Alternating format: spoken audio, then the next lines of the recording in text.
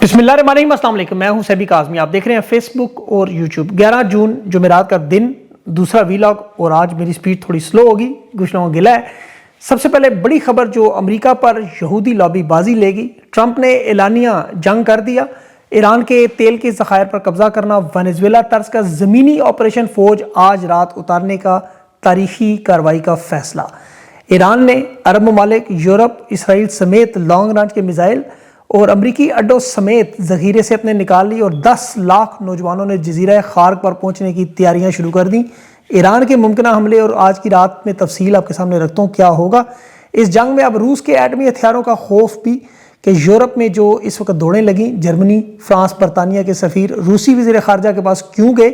Europe के ही मुल्क में अल्बानिया में जनरेशन जी का इनकलाब भी इसराइल को ज़मीन देने पर हुकूमत का तख्ता उलटने के करीब लाखों अवाम सड़कों पर। कश्मीर जैसे मामलात और कश्मीर भी बंद का मतलब बंद। अवामी एक्शन कमेटी लॉन्ग मार्च की हमायत में पूरे कश्मीर में मुकम्मल पहिया जान हड़ताल एहतजाज। और इसकी तफसील में आज आपके सामने रखूँगा इस मसले की, ताकि बहुत से लोगों के जो सवालात हैं वहाँ आपकी तवज्जो ज़रूर चाहिए होगी। कल बजट भी है पाकिस्तान में। शहबाज शरीफ बुरी तरह फंस गया और इमरान खान से मुलाकात की 15 मिनट की इजाज़त। कौमी असम्बली के बाहर क्या होना है, बजट पर अपोजिशन जमातों की हिकमत अमली क्या है, अहम इजलास में आज क्या अंदरूनी खबरें वो भी आपके सामने रखनी है। कुछ बड़ी मामलात हैं।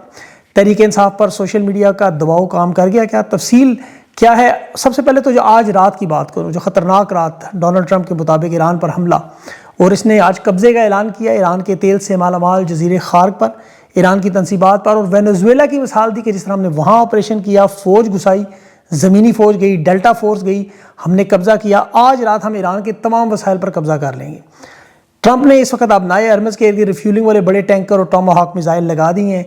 तैयारियां इनकी मुकम्मल हैं। ईरान ने आगे से वही जवाब दिया, आएँ ज़रूर, खुशबू लगा कर आएँ। और साथ ये कहा ट्रंप के बारे में कि ये तो 55 दफ़ा कह चुका है, इसने हमें शिकस्त दी। 35 दफ़ा इसने दावा किया हमें तबाह कर दिया। 38 दफ़ा इसने कहा कि मुआहदा हो गया है। 25 दफ़ा इसने कहा कि अपनाए हरमज़ खुल गई है। अब ऐसी बातें या तो सर्कस का मस्खरा करता है या ट्रंप करता है। ईरान का कहना है कि ईरानी क़यादत को सिर्फ खौफ व हरास पैदा करके रियायत लेना चाहता है, लेकिन यह हिकमत अमली कामयाब नहीं होगी। आप आएँ, हम इंतज़ार कर रहे हैं। अमरीकी फ़ौजें जो ही ईरान में उतरेंगी उसके बाद फिर हमारी बारी बराह रास्त निशाना की बनाने की, और इसमें हम इसे ख़तरे की बजाय मौका समझ रहे हैं। 10 लाख रज़ाकार जो फ़िदाईन की तरह इस वक्त तैयार हैं कि अमरीकी फ़ौज का ईरान में दाखिला हो, खार्क जजीरे की तरफ आएँ, तो 10 लाख लोग यहाँ कुर्बान होने के लिए तैयार हैं। ईरान ने इस जंग के दौरान अपनी नौजवान नस्ल से, आपको पता है, भर्तियों की दरख्वास्तें ली थी और उन्होंने कहा था 10 लाख हमारे शोहदा तैयार हैं। मतलब वो शोहदा उन्हें पहले से कह रहे हैं, लेकिन इस मुल्क के 1 इंच पर भी कब्जा नहीं होने देंगे।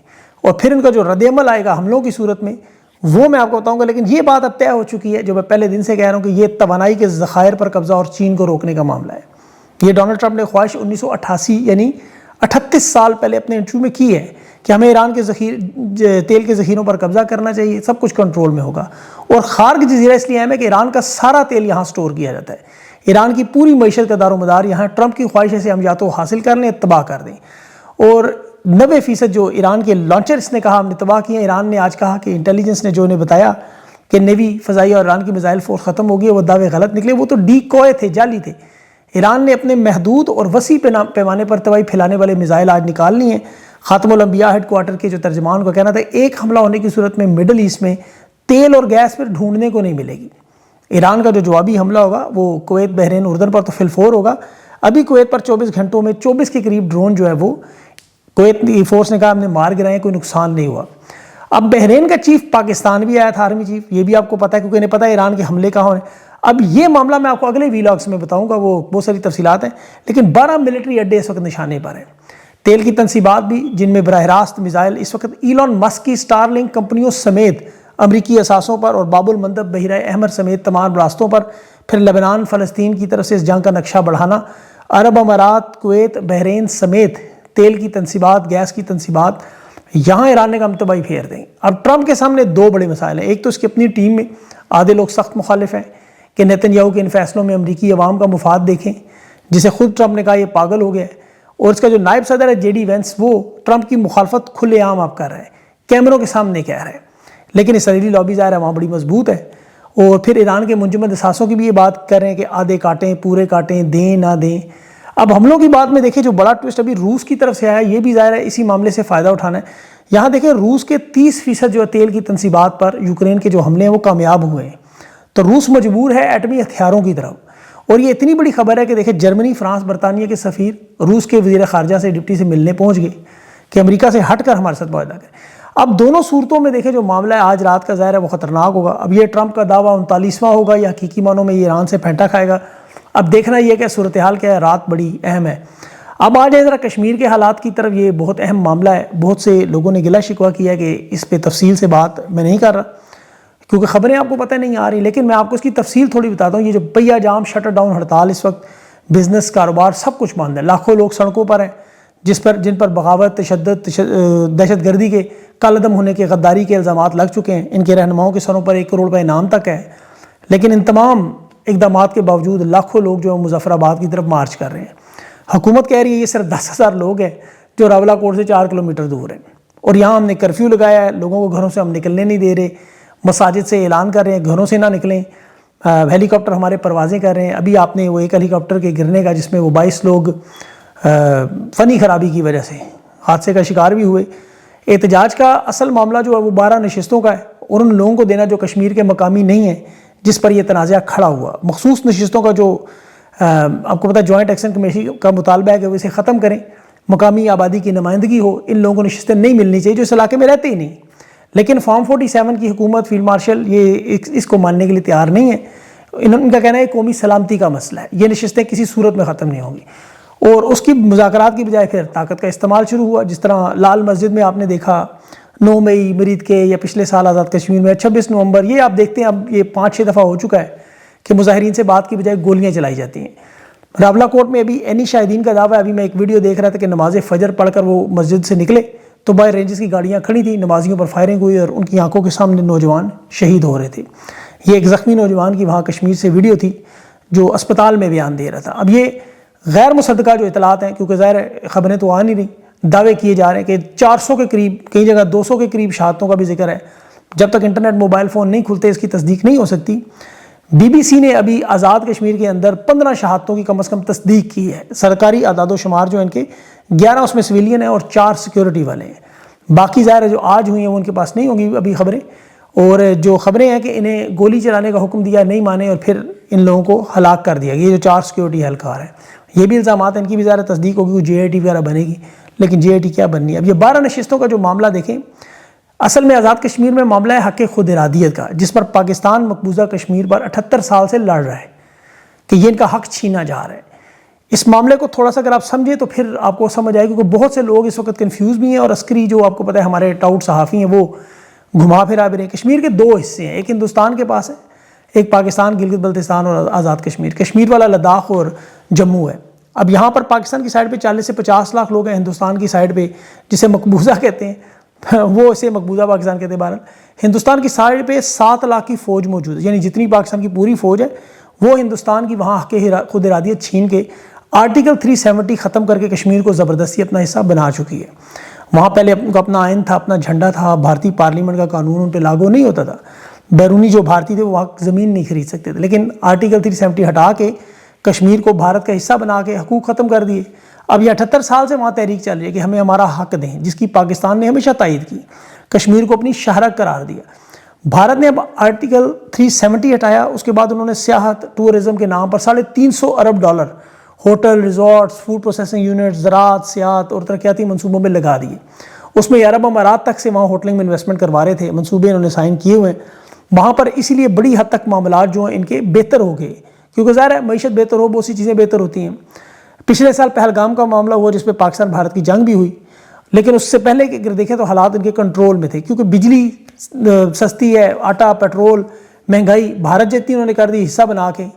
جیسے پنجاب میں آپ کو پتہ ہے وہاں بھارت میں بجلی بالکل مفت ہے، ضروریات زندگی لوگوں کی یہاں سستی ہیں، لیکن حق خود ارادیت نہیں دیا کہ قبضہ کیا ہوا، تحریک چل رہی ہے 78 سال سے، اور 7 لاکھ بھارت کی فوج انہیں کنٹرول نہیں کر سکی، یہ یاد رکھیں۔ اور یہ وہی کشمیری ہیں جو آزاد کشمیر میں بھی، کیونکہ دونوں کا کلچر ایک ہے، مذہب ایک ہے، رہن سہن ایک ہی زمین ہے، ایک جیسی پرورش ہے، یہ بدماشی کو نہیں مانتے، پہاڑی لوگ ہیں۔ اب پاکستان کی سائڈ پہ جو گلگت اور آزاد کشمیر ہے، یہ دونوں بھی آئینی طور پر پاکستان کے عام صوبوں کی طرح نہیں ہے، نیم صوبے آپ انہیں کہہ سکتے ہیں، امنی انتظام پاکستانی کی حکومت چلاتی ہے، لیکن ان کی کشمیر کی اپنی آزاد کشمیر کی اسمبلی بھی ہے، وزیر اعظم بھی ہے، یہ دفاع میں، کرنسی میں، خارجہ امور میں پاکستان کا حصہ ہیں. لیکن گلگت بلتستان کا الیکشن آپ نے دیکھا، پیپلز پارٹی کو لوٹ کر الیکشن دیا گیا، اور وہاں آج کیا ہوا؟ آج کی تازہ خبر جو ہے وہی جس کا خطرہ تھا، خوف تھا، پنجاب پولیس وہاں پہنچائی گئی. وہاں لوگوں نے ان پہ حملے بھی کیے، فائرنگ بھی کی، ان کی بندوقیں بھی چھینی، ہینڈ گرینیڈ بھی چھینے. وہاں تقریباً 9,000 کی نفری تھی، 50 بسیں وہاں موجود تھی، لیکن راستے سارے بند ہیں کیونکہ الیکشن کے نتائج نہیں دے رہے. لیکن وہاں فالس فلیگ آپریشن کرنا تھا، نہیں ہو سکا. اب پیپلز پارٹی کو حکومت دی، جس طرح بھارت نے جموں و کشمیر میں الیکشن لوٹ کے وہاں کبھی محبوبہ مفتی کی جماعت کو، کبھی عمر عبداللہ یا فاروق عبداللہ جیسے لوگوں کو وزیر اعلیٰ بنایا اور الیکشن لوٹ لیے. اب یہ کام پاکستان کی طرف سے ہو رہا ہے. یہاں فارم 47 کے لیے بلاول زرداری اور شہباز شریف ان کا کردار ادا کریں، کٹ پتلی حکومت. تو فرق جو آزاد کشمیر اور مقبوضہ کشمیر میں اب دونوں نہیں رہا، دونوں تقریباً مقبوضہ کشمیر ہیں. دونوں کے خود ارادیت چھینے جا رہے ہیں. ووٹ کی حرمت، عزت، جمہوریت یہ نام کی نہیں رہی، حق خود ارادیت چھینا جا رہا ہے. فرق صرف یہ ہے کہ بھارت نے وہاں پہ بڑی لمبی چوڑی انویسٹمنٹ کر دی ہے. وہاں پہ جو عوام کے مسائل ہیں، جو بجلی، گیس، پیٹرول، مہنگائی وغیرہ، یہ بھارت کے اپنے شہریوں کی طرح ہو چکے ہیں. جبکہ پاکستان کے جو حالات ہیں آزاد کشمیر کے بھی وہی ہو چکے ہیں. وہاں آزاد کشمیر کے اسکولوں کے حالات دیکھیں، چار دیواریاں نہیں ہیں، بجلی، ٹوائلٹ نہیں ہے، اسپتالوں کے حالات اس سے بھی برے ہیں.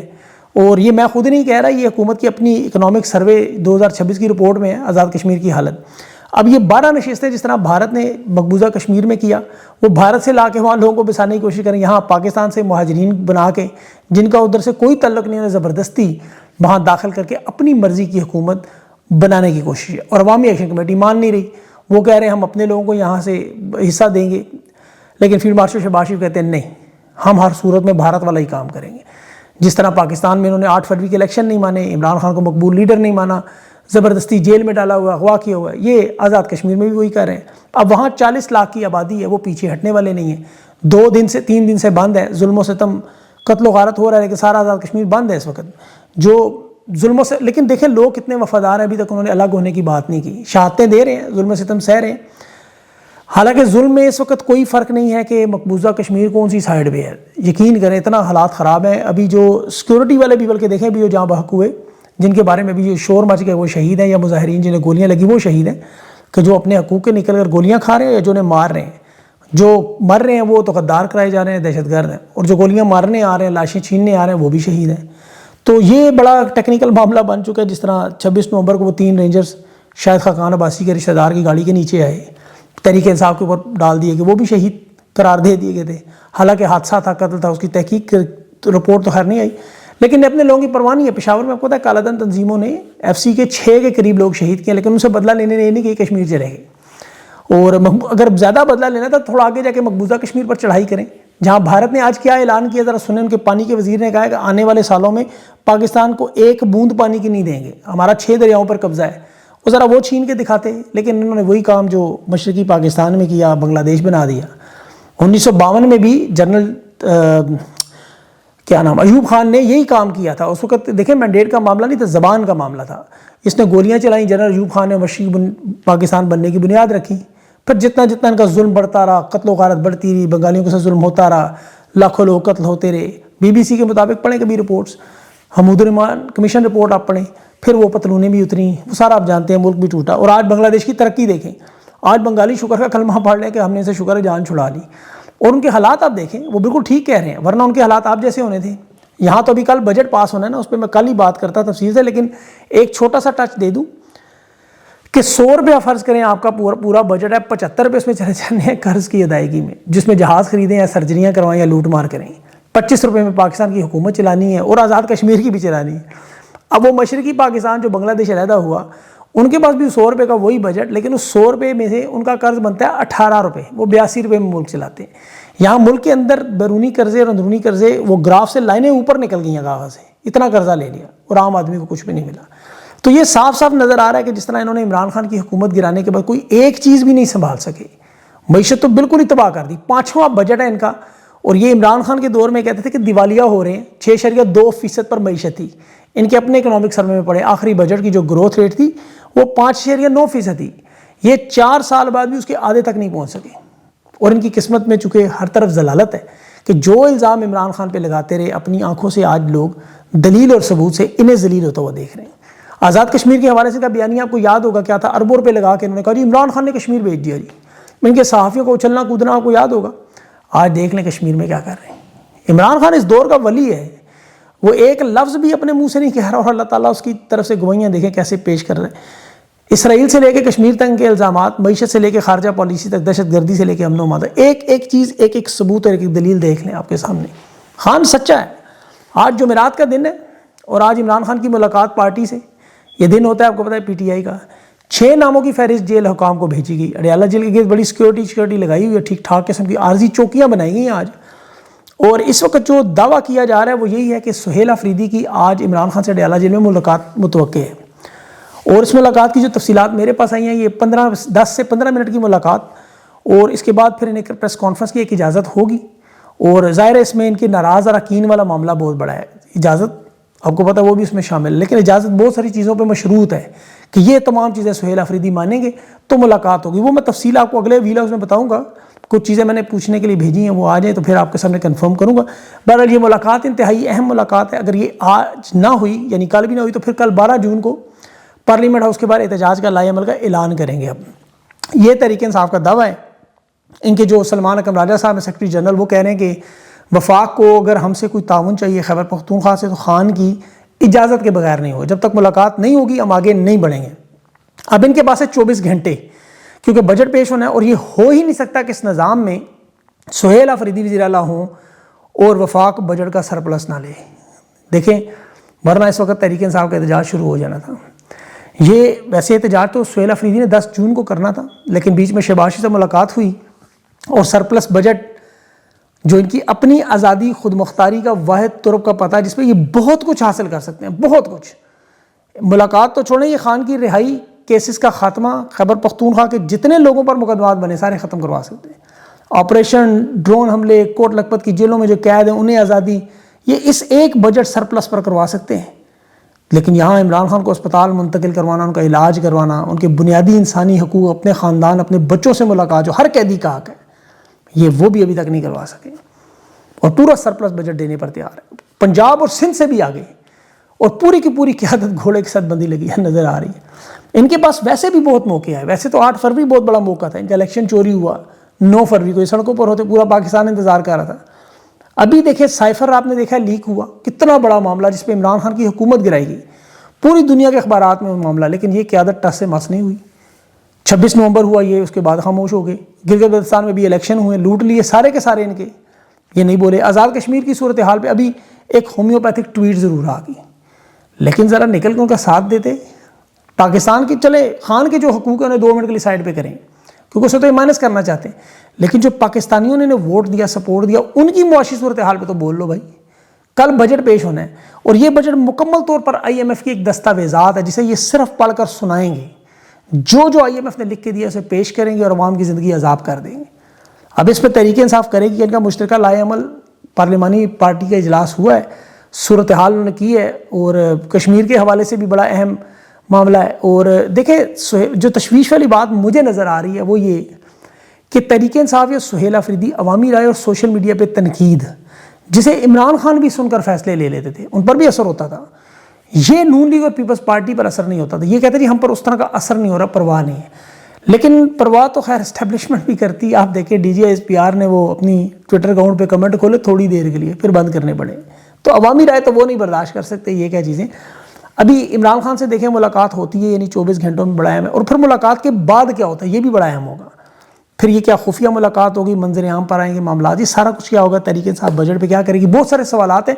24 گھنٹے اہم ہیں، میں نے بہت ساری چیزیں سے پوچھی ہیں، وہ اپڈیٹس آ جائیں انشاءاللہ، پھر اگلے ویلاگ میں آپ کے سامنے رکھوں گا۔